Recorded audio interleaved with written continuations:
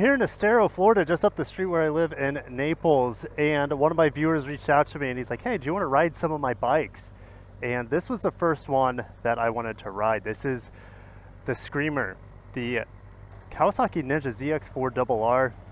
This is one of the bikes I was considering over the MT-09, and maybe it's a bike I'll get in the future, but I wanted to say thanks to Colin for inviting me out, but also I'm really excited to ride the ZX-4RR, and I'll show you guys my impressions today. That's a quick shifter up and down. Okay. Yep. So he's just reminding me that it has a quick shifter up and down.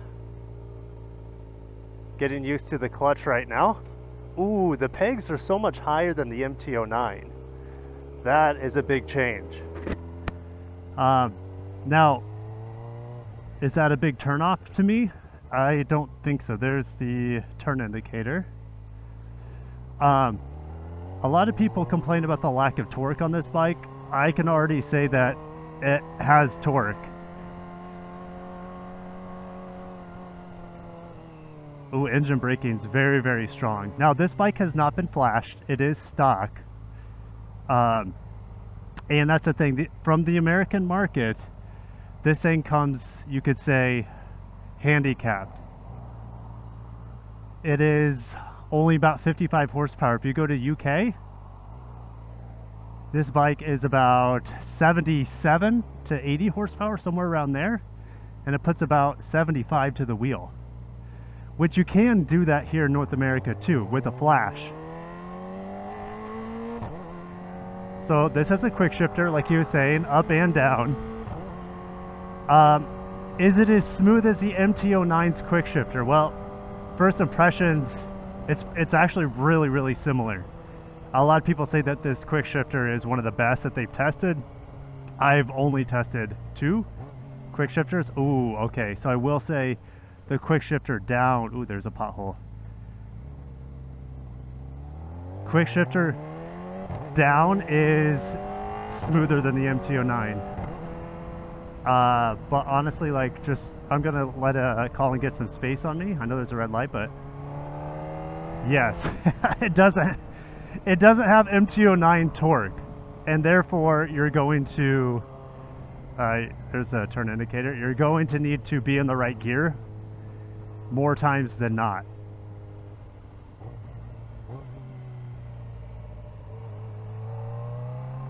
I like how this feels in the turns over the MT-09, even just taking that at really slow speeds. And a lot of people say, well, a naked bike's probably better for parking lot speeds, and I'd probably agree with that.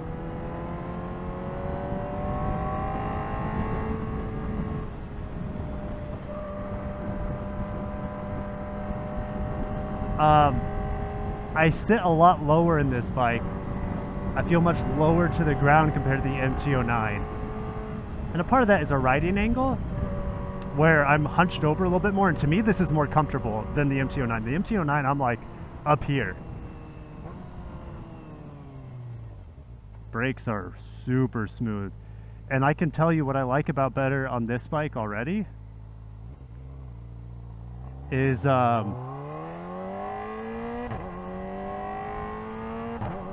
oh man, that's nice. The upshifts are a little bit more tactile than the MT-09, but the downshifts are a lot smoother, which is nice.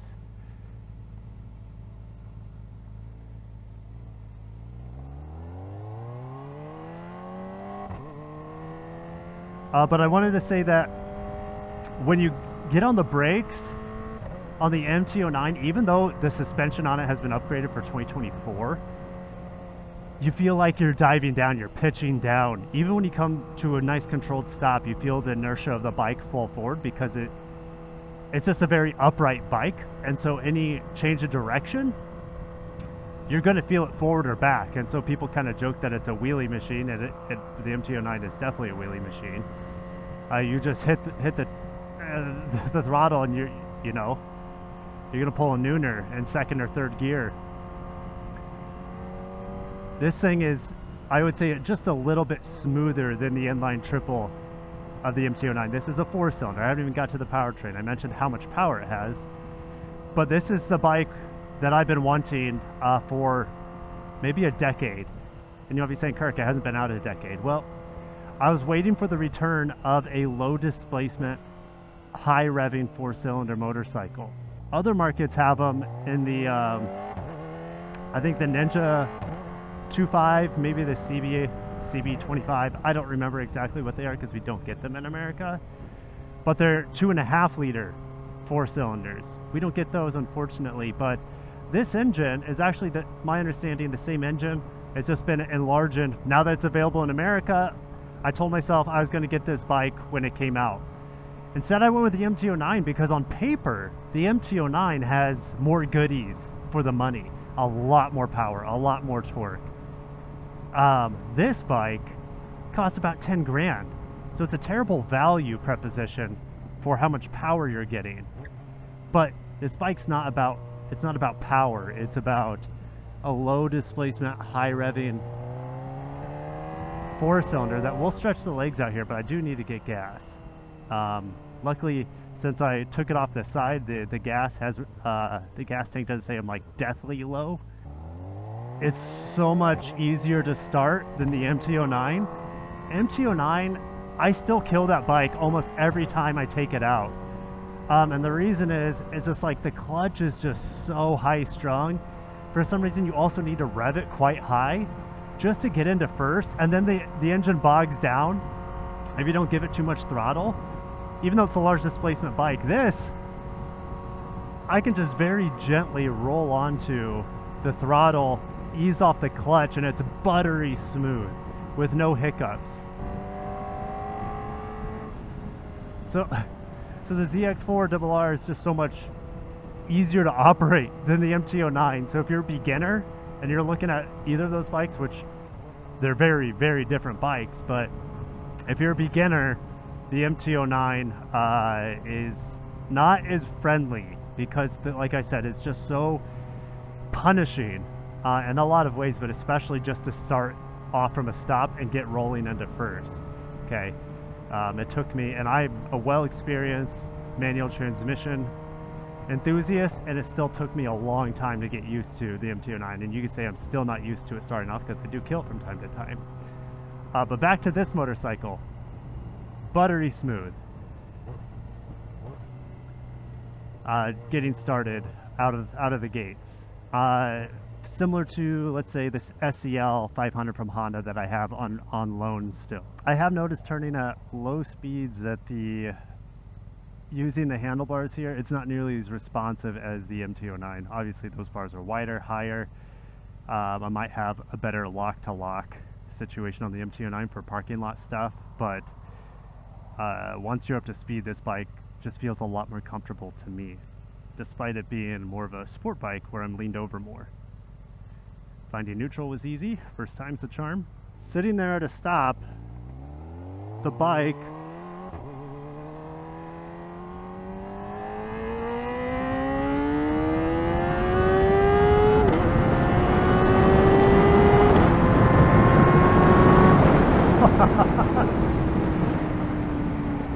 let's kill the turn indicators. I don't have to worry about the MT-09.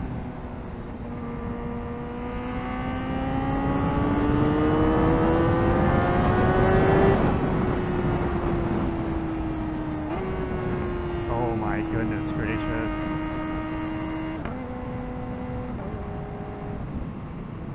Absolutely amazing engine. And why did I want a small displacement 4-cylinder? Well, I haven't bought one yet. But why did I want one when I got back into motorcycling? Well, you can actually use it on the streets, full throttle. Absolutely brilliant. Oh my gosh. Now, I can tell I wanted more power there. And I'm like, wow, the MT is so much faster, and it is. But then I realized his bike is stock. At least, I mean, it's got the DOHC pipe on here, and he said it's a full system. So that's not stock. So then maybe have unlocked 3 horsepower, so maybe we're close to like 57, 58 horsepower. But this bike has been ECU nerfed for emissions and sound regulations here in the United States. So it's only producing a shadow of what it can. So I was expecting more on the top end, and it's just not there. So I think this bike only has so much more potential.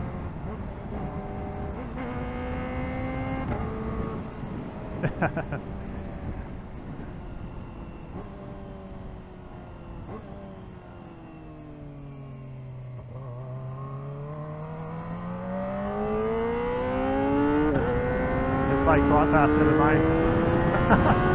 There it goes. So it keeps pulling hard to about 12,000 RPM. And you can tell it just wants to keep pulling, but it's being restricted. So this bike can rev up to about 16,000 RPM to my understanding.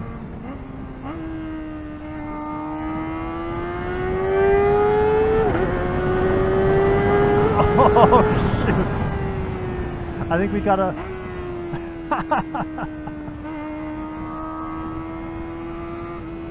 oh my gosh. I think we got a little bit of air there as we flew up the bridge. Oh my goodness. Okay, well there's the cops. So I'm glad he didn't get us there and he got somebody else. And that's the thing with the MT-09. MT-09, I get up to that speed in the blink of an eye. It's really good. It pulls really well to about 12,000, and then you can tell that's where it gets cut off. Yeah. Oh, just so smooth taking off.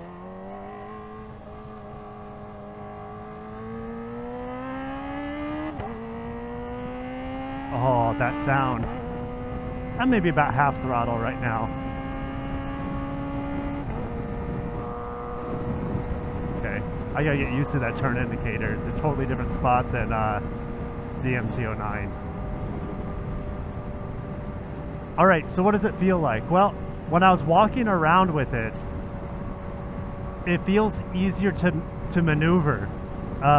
Even at like just around the parking lot or the garage, because it sits so much lower than the MT-09. I'll have to put like the seat height differences, but it feels like the MT-09 seat height is like a good inch or two higher. I feel like I had to squat.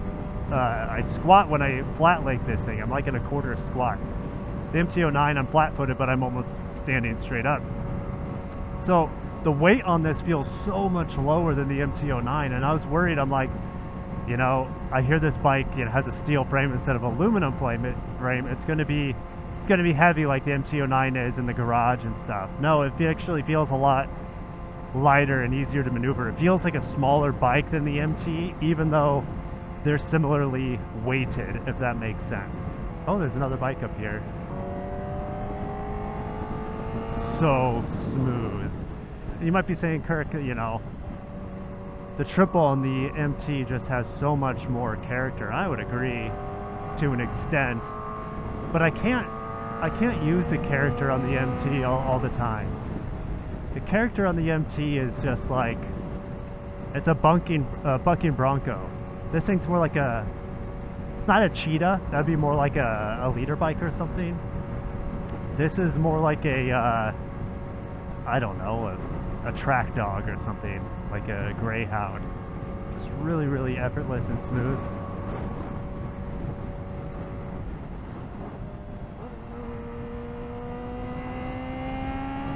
Vibrations are so much lessened on this bike compared to the MT. Again, some people like vibrations for the sake of character and engine sophistication. I actually like how smooth this is. There's very little vibrations coming through the handles.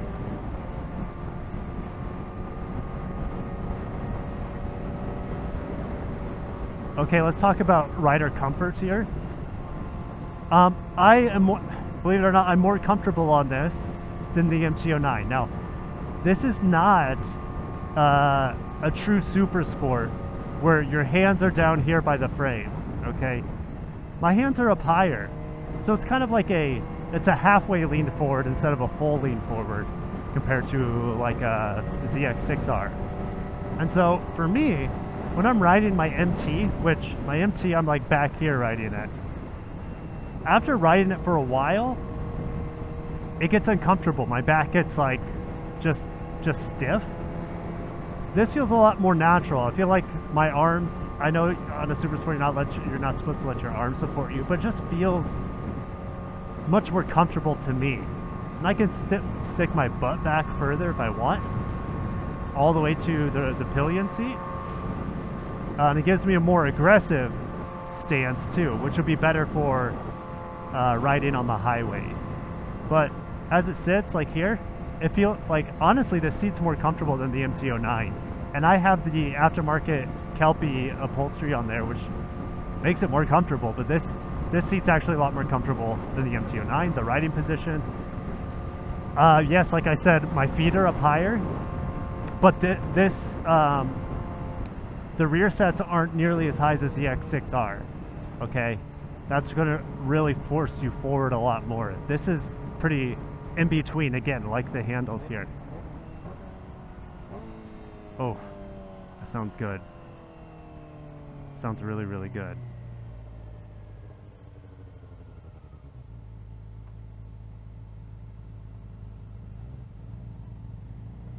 The clutch engagement's pretty much all the way at the end of the handle. I'm gonna shift without the quick shifter here. Oh, so much smoother. Oh my god. Oh my god. That was so smooth.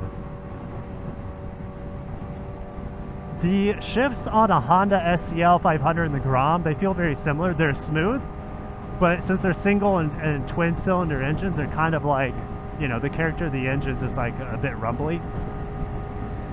Manually shifting here is absolute butter.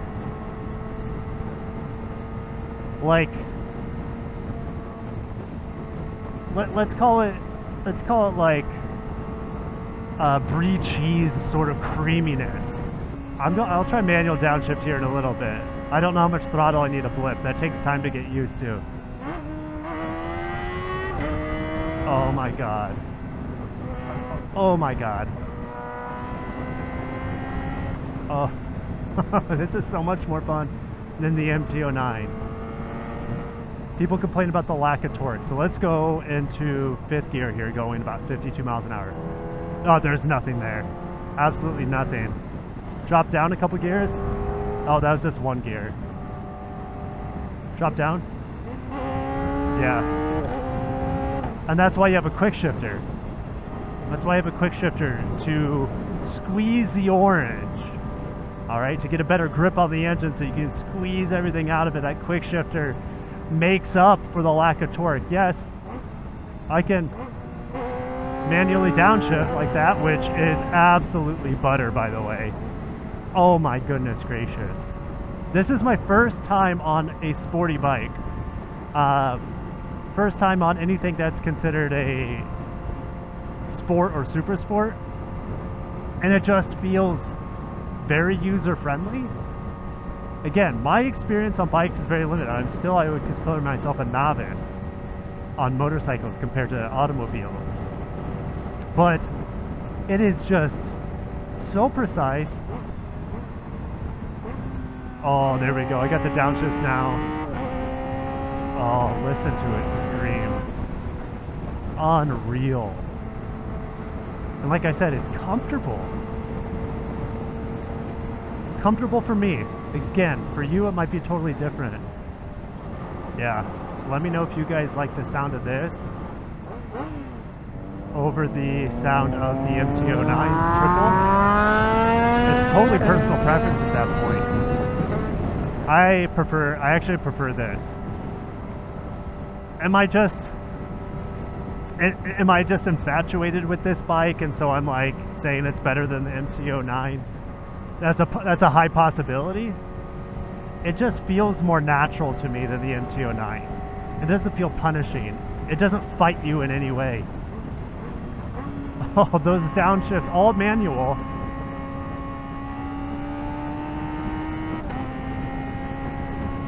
Oh my goodness gracious.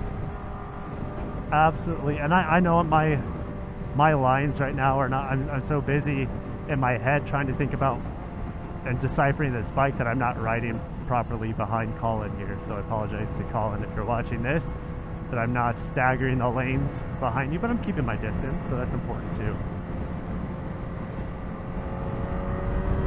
Full throttle here, there's nothing there. There's nothing there. And so, I can say that this is a good bike for a beginner. However, however, from the factory, the Ninja 500 is about $4 grand less than this.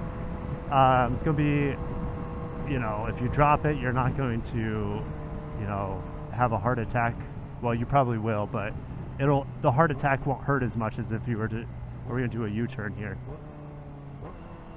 So maybe I'll go wide here. Oh man, the brakes feel great here. And this will be interesting doing a 360 or a U-turn here with these clip-on style handles.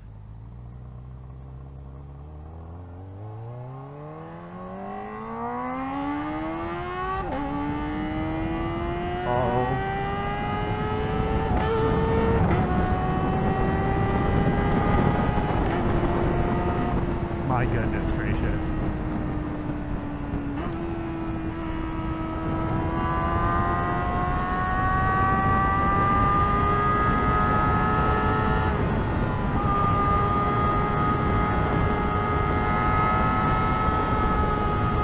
Oh my God. I want to put this on a track right now. It's so precise. And I have no turns in Florida, so I appreciate Colin for knowing this area better than me, because we can actually have some fun on some turns. Oh my God.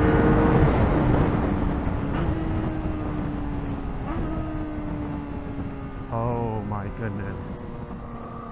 What an angelic experience.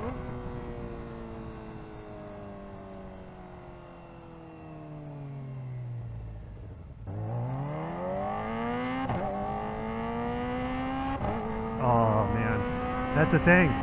I can't get this sort of sound on the MT-09 without going warp speed. I know it's not even a liter bike, technically not. It doesn't have 200 horsepower. It's got a 117, but how it makes its power, it's like 6,000 to 8,000 RPM, and you're in another dimension. At least for me, with my experience level.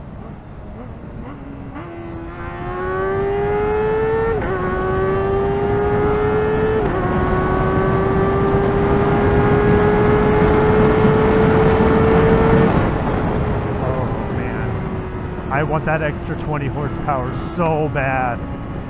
Even without that 20 horsepower that's taken away from the US market, this bike's still an amazing experience. I haven't sat, like this is my first Super Sport I've ridden, but I haven't sat on many Super Sports, a few in the dealership. One that felt really comfortable to me was obviously this bike. I've sat on this one before in the dealership, but also the Suzuki GSX-R 750. That bike felt super comfortable to me. And the clip-on, but the handlebars were down here. I'm like, I don't think I want that on a daily. And doing the U-turn here is actually no problem. It felt very compliant, predictable.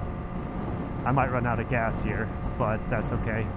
I've been having the time of my life on this bike.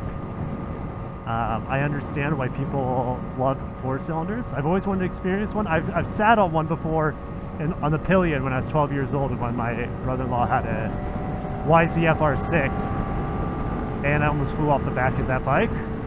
But I lived to survive and tell the tale.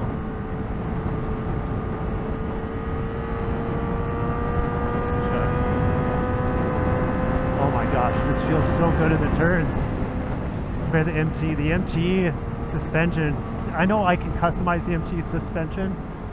This is a much softer suspension compared to the MT. And so just for driving around, it's a more comfortable ride, despite the ergos being more aggressive. Like I said, I like the ergos here better, but also the suspension's just softer. Some people might hate that, but for city riding, I think it's quite nice. Oh yeah. Honestly, the quick shifter is faster, I'll say that, on the MT-09 for the downshifts. It doesn't seem like it wants to be hustled to crank down the downshifts, which is kind of unfortunate, because like I said, you need to grab the right hand to squeeze the orange here.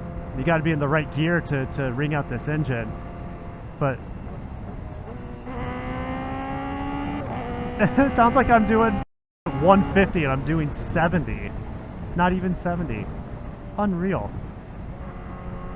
But yeah, the quick shifter could be faster on the way down. And I don't know if you heard earlier, it missed a shift on the way up. Now that could be, again, part of user error, because the MT-09 probably requires maybe a little bit less pressure for the upshifts on my foot.